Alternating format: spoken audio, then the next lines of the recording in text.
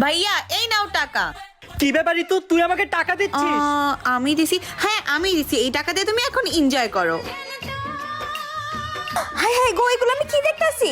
হ্যাঁ ভাবি, আজকে আমি ভাইয়াকে টাকা দিচ্ছি। বাহ, আমার বোনটা কতটা বুদ্ধিমান হয়ে গেছে। এই বুদ্ধিমান যদি আর কিছুদিন আগে হইতো তাহলে আমার লাখ লাখ টাকা বেঁচে যাইতো।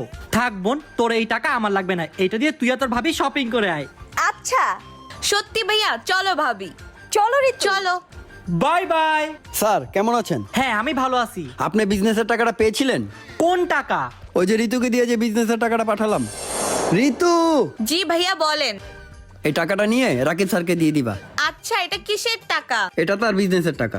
আচ্ছা ঠিক আছে। কি? ইয়ে কতগুলো শপিং। ঋতু, তুই আমাকে আবারও বোকা বানিয়েছিস। ভাইয়া আমার টাকা দে। এই নাও। 500 টাকা? আমার বাকি টাকা কই? শপিং শেষ, চলো চলো ভাগি।